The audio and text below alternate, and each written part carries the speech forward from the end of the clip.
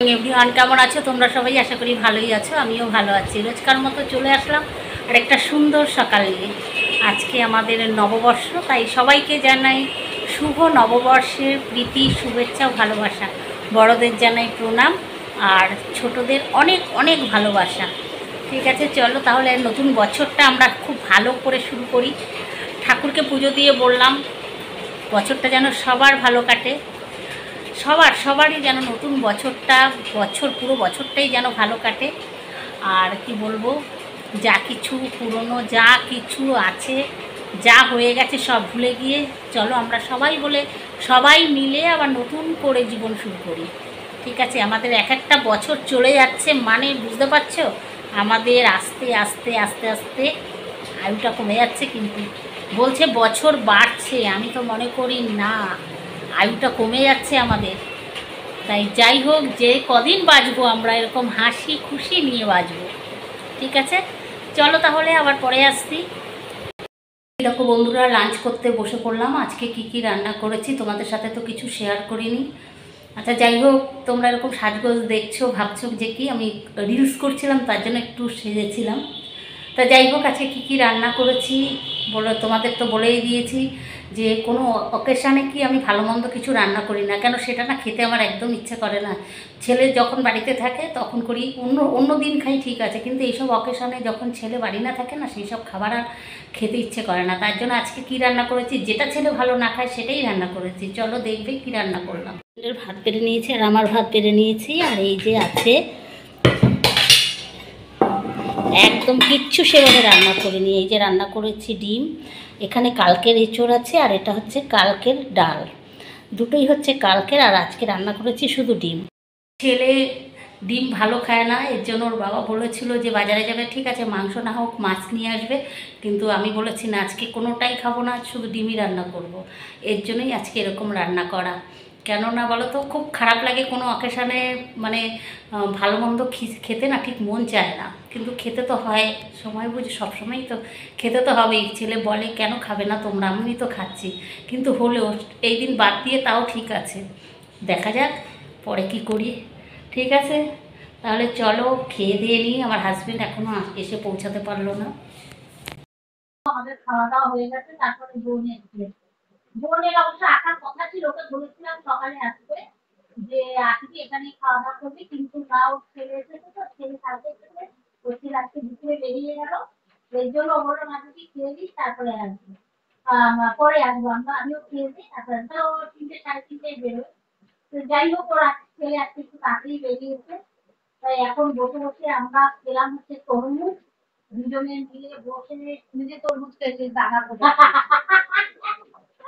একদম ঠান্ডা তরমুজ, হ্যাঁ আমার তো খুব ভালো লাগে, একদম ঠান্ডা, আমারও ভালো লাগে। মানে ফ্রিজে সবচেয়ে তরমুজ আর আম পাকা বেশি ভালো। আর এই তরমুজ দিয়ে দইয়ের ঝোল, সে দইয়ের ঝোল না, তরমুজ এই তরমুজ দিয়ে যদি ঝোলটা হোক, কি ঠান্ডা কি শান্তি খাওয়া খাবে। এখন আসছে না দই নেই, আর এখন দুই বোনের মধ্যে একটু গল্প করি, বিকেলে আমাদের সাথে ঘুরতে যাবে দুই বোনের। ফ্রেন্ডস, এই দেখো আজকে ঘুরতে যাব বলে যে দুই বোন এই দেখো শুয়ে টুয়ে, আর ইচ্ছে করছে গেল না গো, ইচ্ছে আর করছে না যে এখন আর বেরোবো, একদম ভালো লাগছে না। এর জন্য আর মানে এখন মনে হয় আমি ঘুমিয়ে থাকি। তুই আমি ঘুমাই যাবি একসঙ্গে? হ্যাঁ ঘুমা, চল চা করি।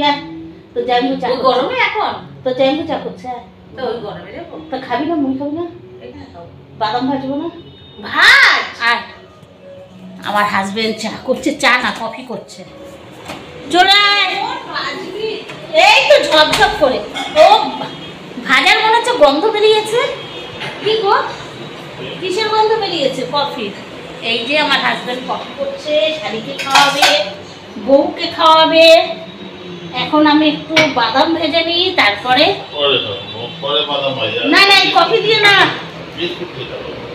এর সাথে আয় আগে কফি খেয়ে নি,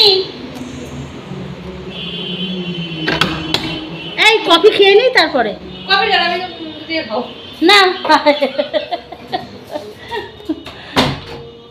চল কফিটা যাইবো বাদাম ভাজে না না গন্ধ নিচ্ছে বাদাম ভাজা হ্যাঁ আমিও তো পেলাম, আমি না কফির গন্ধ, নাহলে অন্য কেউ কিছু ভাজাভাজি আচ্ছা এই ভাজা গন্ধ আমিও বাড়িতে পাই কেন রে?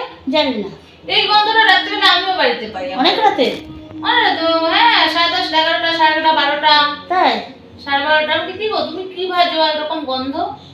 কাকে বলিস? ওর রান্নাঘরে কুটুর কুটুর করে না, যে বানায় না তখন।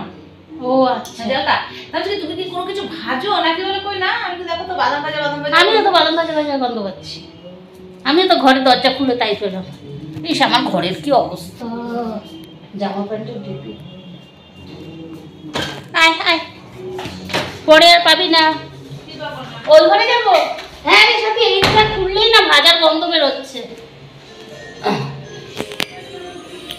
একটু কফি খেয়ে নি। তো কালকের মতো আবার বাদাম মুড়ি ভাজছি। এই যে কালকে খেয়ে টেস্ট পেয়েছে মুড়ি ভাজা, এই জন্য আমার হাজবেন্ড বললো আজকেও মুড়ি ভাজবো, আমার বোনও বললো, এই জন্য মুড়ি আর বাদাম আবার ভেজে নিচ্ছি। কফি খেলাম এইমাত্র, কফিটা হাজবেন্ড করলো, কফি খাওয়া হয়ে গেছে, তাই এখন একটু মুড়ি ভেজে নিচ্ছি। ভালো লাগে বেশ ভাজা মুড়ি খেতে।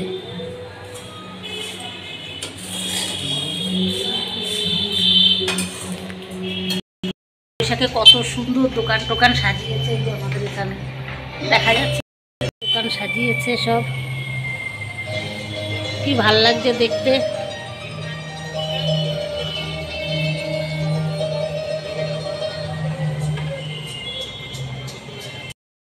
সন্ধ্যেটা খুব সুন্দর সাজিয়েছে, হেভি লাগছে দেখতে। বেরোবো দেখি, ভাবছি বোন আর আমি একটু বেরোবো, একটু বাইরের থেকে ঘুরে আসি, ভাল লাগছে না ঘরে থাকতে। একটা সময় আমরা এরকম ছোটবেলায় পয়লা বৈশাখ হলেই মনে হতো কি, মানে আগে বলতাম যে ঠাকুমা যাবে না হালখাতা করতে, ঠাকুমার সাথে হালখাতা করতে যেতাম আর ভাবতাম কটা মিষ্টির প্যাকেট পাবো, খালি ঠাকুমাকে বলতাম ঠাকুমা কটা পাবো, আর এসে খালি গুনতাম যে কটা মিষ্টির প্যাকেট পেয়েছি, বল সাথী। হ্যাঁ আমরা ভীষণ ভীষণ বেশ আনন্দ করতাম আর ঠাকুমার সাথে যেতাম এরকম হালখাতা করতে, হেভি মজা লাগতো। তাই এখন তো আর সেটা নেই, এখন আর ওইসব নেই। আগে কি যেহেতু আমার বাবার দোকান ছিল বাজারে, তাই চেনা জানা সবাই মোটামুটি এরকম হালখাতার কার্ড দিত, আর ঠাকুমার সাথেই পিছু ধরতাম, ঠাকুমা আমাদের নিয়ে চলে যেত। বেশি যেতাম আমি আর আমার দাদা, আমার বোন খুব কম গেছে, আমি আর আমার দাদাই যেতাম হালখাতা করতে। সাথে তুই ঠাকুমার সাথে কোনোদিনও গেছিস হালখাতা করতে? তুই যাসনি? মনে পড়ে না? তুই যাসনি, আমি আর আমার দাদা যেতাম। এইবার এসে গুনতাম কটা মিষ্টি প্যাকেট। একজন না, তুই তখন ছোট ছিলিস, শোন না, একজন বলতো কি না তুই, তোকে নিত না, এটা ঠিক কেন বলতো, দাদা আর আমি বেশি গেছি, আর একজন ওই তখন আমি ছোট ছিলাম তাই দিত না। হ্যাঁ শোন না, একজন আমার বলে কি এই তোদের মিষ্টির প্যাকেট পড়ে গেছে, ঠাকুমা দাঁড়া ওই যে মিষ্টি প্যাকেট, সে তো মিষ্টির প্যাকেট খেয়ে ফেলেছে, আজ ঠাকুমা দাঁড়া বাচ্চা তো ওই যে আমাদের মিষ্টির প্যাকেট, বলে আরে বলো না রে এটা মিষ্টির প্যাকেট ওরা ফেলছে তোর পেছনে লাগে। তাই ভাবি এখন আর সেই সব কোনটা দিদি? ওই যে, তাই দেখি এখন একটু বেরোবো ভেবেছি। গুড মর্নিং, কেমন আছো তোমরা সবাই? আশা করি ভালোই আছো, আমিও ভালো আছি। চলে আসলাম আবার আরেকটা সুন্দর সকাল নিয়ে। কালকে রাতে ভিডিওটা এন্ড করতে পারিনি, এই কারণেই মানে তোমাদের সাথে আর কোনো কথা বলতে পারিনি। হঠাৎ করে শ্বশুরবাড়ি থেকে খবর এসেছে যে শ্বশুরমশাই ভীষণ অসুস্থ, তাই ওখানে চলে যেতে হয়েছে। তাই ওখানে গেছি বলে আর তোমাদের সাথে আর এসে অনেক রাতে এসেছি বাড়িতে, কেন শ্বশুরমশাইয়ের বয়স হয়েছে,